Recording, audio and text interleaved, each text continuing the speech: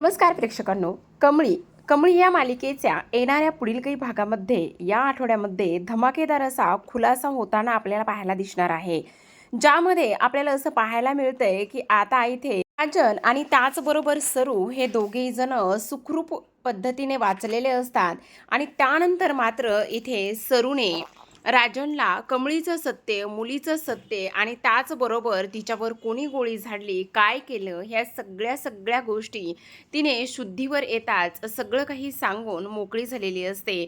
आणि त्यानंतर मात्र अन्नपूर्णाने आता इकडे घरच्या लक्ष्मीचा मान इथे कमळीला दिलेला असतो.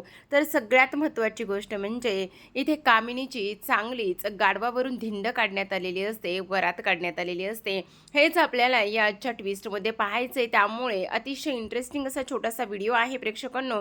कारण आपण पाहतो की आता इकडे सरूवर गोळी झाडण्यात आलेली असते, त्यामुळे ती दरीतून खाली पडलेली असते. जीव तर वाचलेला असतो, पण त्याच वेळेला इकडे राजनचा सुद्धा नेमका त्यावेळेला अपघात झालेला असतो. दोघांनाही एकाच सिटी हॉस्पिटलमध्ये ॲडमिट केलेलं असतं. आणि त्यानंतर मात्र इथे सरूला कमळीची काळजी वाटू लागते आणि तेव्हा ती तिथून बाहेर पडण्याचा प्रयत्न करत असते. पण तेवढ्यातच आता भेट तिची राजनला होते. इकडे कमळी आणि त्याचबरोबर ऋषी, त्याचबरोबर अन्नपूर्णा हे सर्वजण त्या दरीमध्ये शोधाशोध करत असतात. पोलीस सुद्धा इथे राजनचा शोध घेत असतात, पण कोणाला काही सापडलेलं नसतं. पण जेव्हा राजन शुद्धीवर येतो त्यावेळी मात्र तो अन्नपूर्णाला कॉल करतो आणि अन्नपूर्णाला कॉल करून आता कामिनीची मात्र इकडे चांगलीच पंचायत झालेली असते.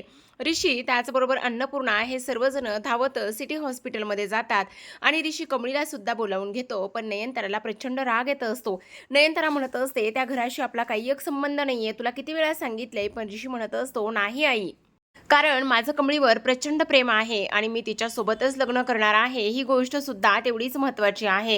हे तू कान उघडून व्यवस्थित लक्षात ठेव. आज मात्र इथे तिची आई, त्याचबरोबर इथे राजन काका, ह्या सगळ्यांना माझी गरज आहे आणि म्हणून मला तिकडे जावं लागणार आहे. रोहित आडवा पडत असतो, पण तेव्हा ऋषी मात्र कोणाचं काहीच ऐकत नाही. दुसरीकडे आता इथे रागिनी म्हणत असते, आई आता मात्र तू गोत्यात येणार आहेस. काही जरी झालं तरी सुद्धा तुला कुठेतरी लपून बसलं पाहिजे. पण कामिनी मात्र ऐकत नाही. ती म्हणत असते, मी अजिबात कोणाचं काहीच ऐकणार नाही. मला आता हॉस्पिटलमध्ये जायचंय आणि तिथे जाऊन माझ्या डोळ्याने पाहायचंय की खरंच ती गौरी जिवंत आहे का म्हणून, आणि त्यामुळे मी तिकडेच जाणार आहे. पण रागिनी म्हणत असते, आता जर गौरी जिवंत असेल आणि ती जर ह्या घरामध्ये आली तर माझं अस्तित्व, त्याचबरोबर माझं महत्त्व कमी होईल. मग त्या कामिनी म्हणत असते, तू काळजी करू नकोस. पण जेव्हा सर्वजण हॉस्पिटलमध्ये जातात आणि हॉस्पिटलमध्ये जाऊन त्यांच्या डोळ्यासमोर हा सगळा सीन दिसतो, म्हणजे कमळीची आई त्याचबरोबर गौरी ही जिवंत असते. आणि तेव्हा मात्र ती म्हणत असते, कमळे कमळे मी जिवंत आहे. तेव्हा कमळी म्हणत असते, मला मला बाचं नाव नको आहे, मला फक्त तू हवी आहेस. पण ती म्हणत असते, नाही ग बाळा नाही, नियतीच्या खेळाने बघ ना, पुन्हा एकदा वेगळं झालं होतं, पण पुन्हा एकदा आता इकडे नियतीच्या खेळाने एकत्र आणलं आहे. हाच तुझा बाप आहे, तो म्हणजेच की राजन. आता मात्र कमळी इथे पाहत असते, तेव्हा तिला धक्काच बसतो. आता कमळी राजनला माफ करेल का? त्याचबरोबर हे त्रिकूट कुटुंब पुन्हा एकत्र येईल का? आणि कामिनीने केलेल्या गुन्ह्यांची तिला शिक्षा मिळेल का? हे सुद्धा आपल्याला लवकरच पाहायला मिळणार आहे. त्यासाठी पाहत रहा कमळी.